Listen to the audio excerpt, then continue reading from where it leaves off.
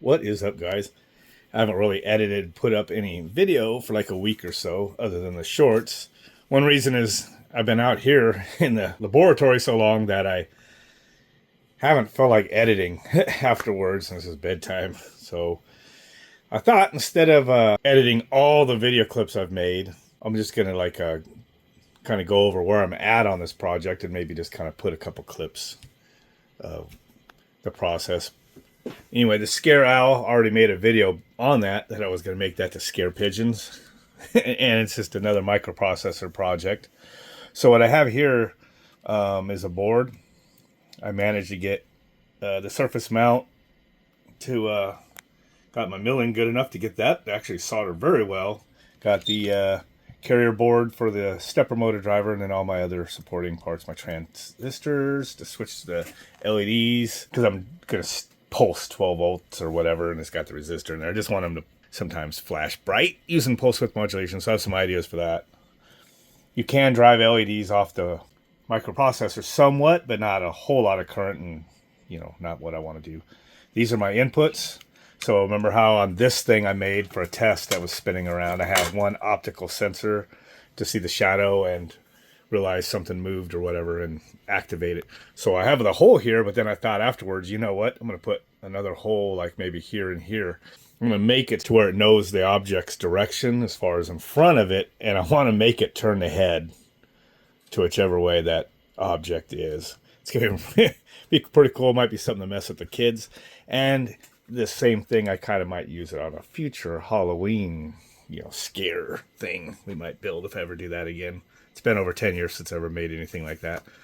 So I did start making a couple circuit boards. I was making, it's like I gave up at first on putting everything on one board. So this was like this is actually another one I started doing. Actually, this board actually works too. But a little rusty on making my boards on the CNC there, so this one came out pretty choice. Everything's working so far,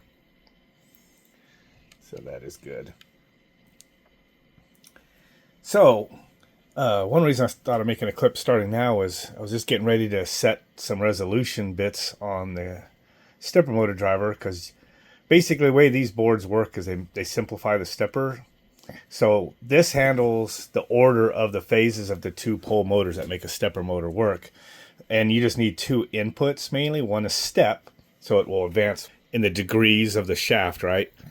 And it takes a lot of steps to even make these motors turn one revolution. And that's even with full step. And that's what I want to show you. You have step input and you have direction to make it go the other way. So in full step mode, you're basically just putting positive, negative. I should go to the whiteboard. I don't want to spend too much time because you could probably find a bunch of great videos on this. But in the simplest form, let's just say you wound some windings like this, and I'm going to put red, and they're tied together as one field, and then blacks as another. And the way you'd wire it, let's say, when you put it, it would attract, make like this north and this south. Well, you would obviously, if you put power there, plus and minus, which is, it's going to, be something like that over here, probably right in reverse field. I mean, this is kind of crude, but just to give you an idea, so this would turn, and north will now be, over here, and south is here. Nothing is on this one. But now you go and say, you add power to the second winding at the same time. Well, now you're going to have it in between, because these both are south or whatever, and these are both in north. It's going to go in between. And then you take away this power, and it's going to clock over here. And then you're going to put it back, except for in reverse. Let's see, on the next field. Now then it's going to do this halfway in between. And then you take away this one, right? And then what's it going to do? It's going to go north and south. And you're going to go round and round you go. Well, the way you add more resolution is when you go and power this one again, you put it, you're doing, say we have 100% duty cycle here, put like 10% right here, or let's just say 25% just for simplicity. So it would basically make this one 25% of the strength of this one, and this will just clock just a little bit, but it'll still be almost, it'll just go like this. So instead of click, click, with full power on or off steps, right? You could do fractional and basically clock it just little bit by little bit as you're reducing the pulse width modulation of this one and increase it to this one, and it's adds a lot of resolution, like virtual steps. And also inside the motors, it's not just the pole windings are repeated, so it might take like 20 something of them or whatever, all wrapped next to each other. So the north and south, when you do full steps, it's really only turning a degree or two. So I'm going to show you what a full step looks like. I'm going to rotate this with the power off, right? Your stepper motors, when the driver's not powered up, to hold it, it's loose. Turn it on. It's going to do its count. And I found out it takes about 80 pulses to go 180 degrees. That's like full steps. And you can see by the repeats of the coil windings inside these, and you guys saw on that short I made, I drilled into it, you could see how many windings are in these things. And then with the metal, it makes actually a lot of fields in there. But there it is. Took like about 85 steps. When it's doing this, what it's doing is it was skipping. So just like you'll feel in the expansion valve, and I have a cutaway of an expansion valve somewhere. This is a PMV from a ductless unit expansion valve that just turns a screw. It takes like 3 revolutions to make the screw go all the way out versus all the way in or whatever. Got a bunch of windings in there. And you can see, I've shimmed it with paper so it'll lock it in there. But basically, you'll notice that when you power up a HVAC unit with one of those, you'll hear a little click, really quiet, as it's homing all those. It doesn't have any feedback to know where the expansion valve is. So what it does is, well, I don't know, the power just got turned on. Where was it? So it just drives it all the way closed. Some might drive them all the way open, I don't know. But let's just say it drives all the way closed, which I think is what they typically do. It's going to just give it the full amount of pulses it would take to drive it from full closed to full open, no matter what. But depending on how far closed it already was, it's going to obviously screw that stem all the way down and stop. And so what it does, when it does that, is it stops, but your magnetic field keeps going, so it slips. And it kind of changes the phase, and all of a sudden it lines up again, like to one step before where the position is, and it'll jump back one step, and then it'll start going again, and that's why you get that thud. So I'll turn this power off. This will get loose again. Turn it on. Do my boot. It's going to home, and as soon as it reaches the end, it's going to stop. See, like every fourth or whatever thing, it lines up to where the field pulls it back one click, because it can't go that way 3 steps or whatever, right? So it's just like eventually lining up there. Can't move, but it's kind of tight, and then it bounces back because I have a limiter on here stopping it from turning. So what I wanted to do was show you guys that clip, and then I'm going to hook up a jumper carefully. There's 3 inputs, and you could just put power to them, and it basically tells this to use a different resolution, and all it's doing is it's doing what I'm saying. It starts varying the pulse width modulation to the 2 fields rather than just full on or full off. So it could do full step, like quarter step, 8 step, 16th step. I mean, you like do them all. It'll like hardly even move when you hit a pulse. Like you could barely even tell it moves. Right now, each pulse is, like I said, it takes 80 pulses to go 180 degrees. So you could definitely see it turning for every click. You can see the counter going. You definitely see the head move. So let me get a jumper on there. This is a part where I don't want to fry something. I put the header on here, which I just should have had. That way I can make safe, good connections to those 3 pins. Those I just labeled them as resolution. This here is where my 3 optical sensors are going to go. They're just light sensors. Going to stick in there. So these 3 pins here are from 5 volts. So it's real easy to connect. So once again, I'm going to power this up. Let me unplug my programmer because it does a little reset thing once each time I power it. It sees it. So it's powering up, and it's going to start clicking, right? Well, if I put 5 volts to like these, there's different combinations of it, but it will freaking drop the resolution of that. Unplug it. Plug it back in. All right, I got to start over. So let me put it on like another one. There's like a bunch of combinations. I bet you it goes real slow there. Wait for it to boot. See that? That's quite a bit of division. 80 pulses is not going to come anywhere close to homing that. I would have to go into the thousands, probably, or hundreds, I should say, at this resolution. So we're at 85, or 85 was getting it all the way 180 degrees. And look, what did I get from here to here? And it ran out. I only have it doing 100 pulses, so it's done already. So I was 100 pulses to get it from here to here. So whatever degrees of a, what is that, 15 degrees, 20 degrees maybe? Probably like 20 or something. So I'll power it up so I could start the pulses again. Do another 80. We'll see if it even gets to the 90 degree mark. You could see how adding fractional steps gives you more resolution of control. It's getting up to 70 something. There's 85 there. Like I said, 85 was driving it all the way before. It's going to stop on 100 right there. So 200 pulses with that resolution got it from here. Didn't even get it all the way home. Let me connect them both.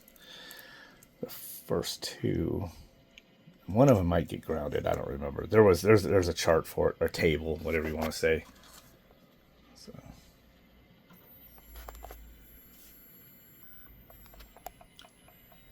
So right there's some really fine resolution. That might be like as high as it goes. Not sure, but you can see there's 40 steps. 60. So 80 steps isn't even going to move it probably. 100 steps, I should say, when it stops, it's probably not even going to move this motor 10 degrees of shaft rotation. This is directly on the motor shaft. It did 100 pulses, it's done. So that's what I wanted to show you, is like I'm kind of was thinking of just using full resolution for two reasons. One reason is 8 bits, I make my variables 8-bit, you could go 0 to 255, which is enough, which is what they have set it now. That's a character. So I'm going to have to do like a signed, variable or unsigned integer, whatever. And to do 16 bits, which is like 65,000 whatever counts. It goes from 255 times 255, so that's what your 16 bits is compared to 8. So I'd have to change and let the math do all my variables. Going to have to calculate 16-bit values instead of simple 8-bit values. So 0 to 255 is so easy to work with, and for most of my projects, that's all I need. Plus, it's easier just to realize, because I can think visually, hey, where I'm at, with that kind of a value versus something from 0 to 65,000 and change. So that's one reason. The other reason is, you'll notice that as a side effect of using the full steps, you can visually see this thing kind of shake a little bit as it pulses and holds. See, got it. Because it's like putting on the brakes. A stepper motor, after a pulse, it has holding current that drops down the pulse width modulation to all the fields, and that holds it. So see that? When that's like that, when you power it up, you cannot turn it. It's stuck. And it puts on the brakes, except for when it pulses and it puts on the brakes, so it's got full current to move and then a holding current. And on these nice boards, you can adjust the current. There is a way to read like a voltage or whatever, and it kind of calculates it per the motor ratings. What I usually do is find out how much torque I need. Like on this, I just need it to turn the head. So I just kind of feel for resistance on the motor and kind of adjust it just to be enough. And that usually works. There is a little heat sink they give you in these kits. I'll probably put this on when I'm done. It just sticks on. You pull the sticker back and it goes on there. Usually for little projects, if it's not moving all the time, you don't need that. Anyway, as I was saying, the other side effect of it doing that jerky movement it does from full step brake, full step brake, full step brake, is that gets your attention. Whereas I set the resolution really fine, it causes smoother apparent motion. It's still powering, changing a step, but it's changing intermediate steps by increasing pulse width to the next field and reducing it from the other, and then flip-flopping as it does. So your eyes don't perceive those little small steps. It's still stepping a fraction of a degree. So look, it did 100 pulses, didn't even hardly turn. But it's to your eye, it's a smoother motion. Everything does this. Printers, well, when they use stepper motors, a lot of them are just using regular motors with encoders on the end to know where it's at. But they used to use stepper motors a lot more. Given that this is supposed to scare the pigeons, I want them to catch this at the corner of their eye. So my plan so far, subject to change, as always, is that this is going to take its head and just go back and forth, rotate, just like it's an owl perched up there looking around. I'm going to probably take this motor off of this or put another motor in, but take this part off and stick it on its back. So when it's actuated, it's going to swing that. But at idle, that won't be running, and that head's just going to be just rotating slowly back and forth with its beady red eyes, just, you know, scaring the pigeons.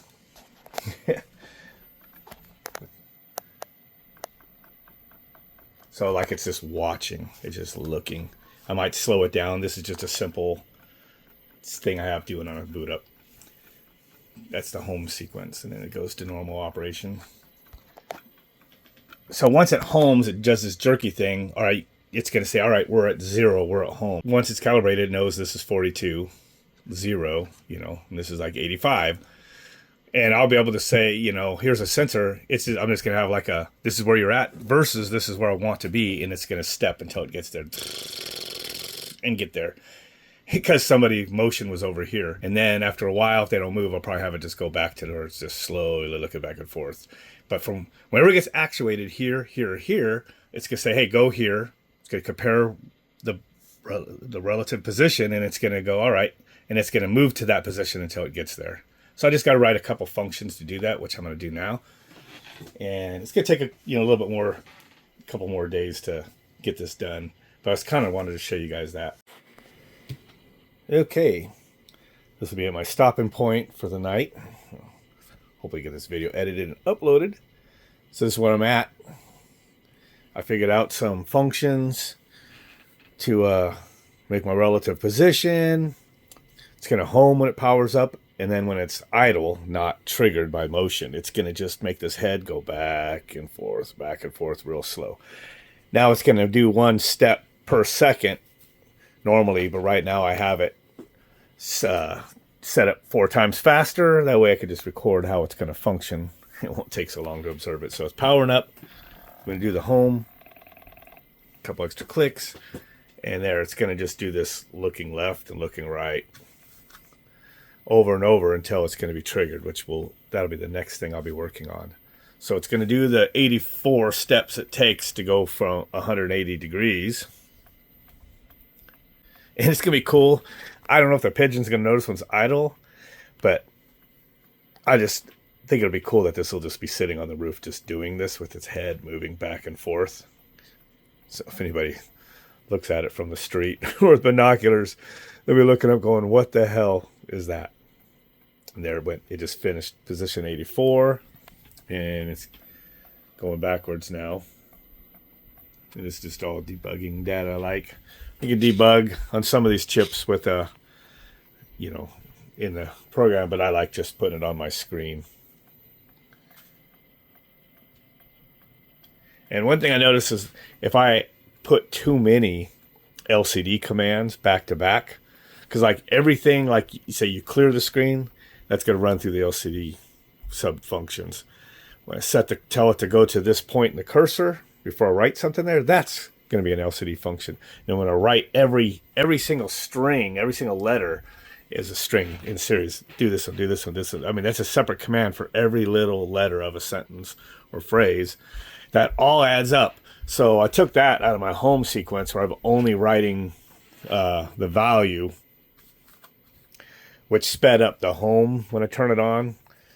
Because I noticed before I did that, it only would home so fast, and it's because of the LCD.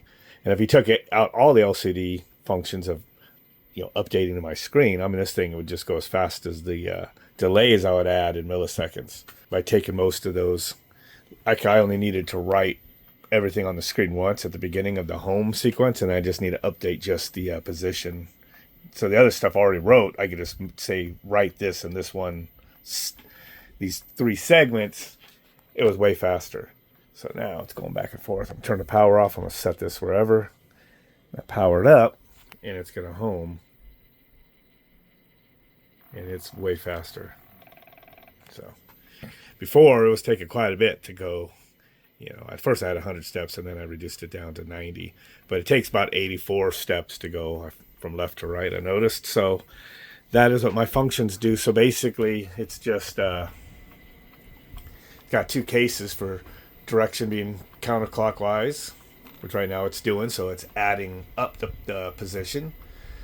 And once it hits position 84, like I said, if position is less than 84, we're gonna go through this, which is pulsing for 20 milliseconds on and then back off to make the step to the chip for the handling the stepper motor. And I'm incrementing my variable within my subroutine.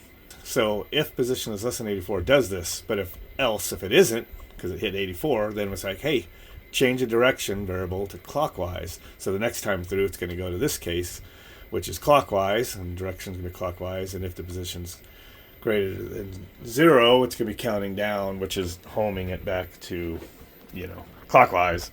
And then once it hits 0, then it's going to say, all right, well, don't do this. Instead, change my direction. And the direction is what makes the case switch, because the switch case is direct, It's how you do the two. You either do this function or this function, how I have that decision right here based on, my direction variable. So that's working quite well now that I kind of figured out the logic of how I want to do that. Well, that'll do it for this video. My goal for now is just to get the head to go back and forth when it's idle, hasn't sensed any motion. And then when it senses motion, I'll have it do something with the head, look the direction of the sensor, it'll go to that real quick. And then I'll have some sort of spinning wheel on the back or something like wings, but it'll be rotational with the foil reflectors, and that'll be what scares the pigeons. Probably maybe put the buzzer in there. I don't know. It's already on that other board. I'll do something. And then also I might just make the timer also, which I have the timer counting. Like I said, it's at 4 times speed, but when the timer rolls down, like a defrost timer or something, right? It's my time clock. When that rolls down, it'll probably do the scare sequence too. That way, even if a pigeon doesn't walk up to it, I want this thing just every once in a while, just blah, scare pigeon. And that's what I want it to do. So my scary owl scare pigeon is what this is. If I'm saying that right. With that, catch you guys later. Don't forget to like, share, subscribe, and comment. See more of this later.